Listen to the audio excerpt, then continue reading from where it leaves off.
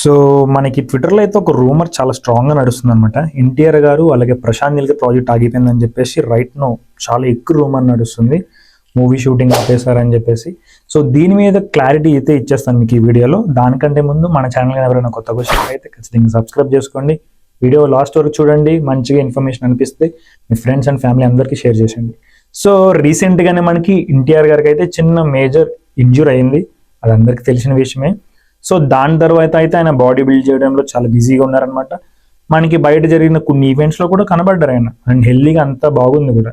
దీని రూమర్గా ఆయన health issues ఉన్నాయి, సినిమా ఆగిపోయింది, లేకపోతే స్టోరీ ఆయనకు నచ్చలేదు, కొంచెం ఫుటేజ్ అంతా స్క్రాప్ చేసి డిలీట్ చేసేసారు, ఇలా రకరకాలమైన రూమర్స్ నడుస్తున్నాయి.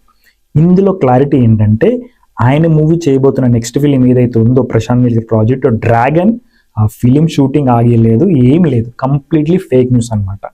దీన్ని కొంతమంది ఏం చేస్తున్నారు, సర్క్యులేట్ చేస్తున్నారు అన్నెసెసరీ. అది ఆయన ప్రాజెక్టు చేయబోతున్న ప్రశాంత్ నీల్ ప్రాజెక్ట్ అయితే హోల్డ్లో లేదు. యాజ్ ఆఫ్ నో షూటింగ్ అది కొంచెం డిలే అవుతుంది.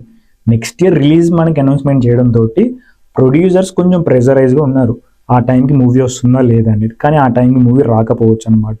ఇంతే తప్పితే వాళ్ళిద్దరి ప్రాజెక్ట్ అనేది కంటిన్యూ అవుతుంది తొందరలోనే. నవంబర్ ఫస్ట్ వీక్ నుంచి కానీ సెకండ్ వీక్ నుంచి కానీ రెగ్యులర్ షూటింగ్ మళ్ళీ స్టార్ట్ చేస్తారు.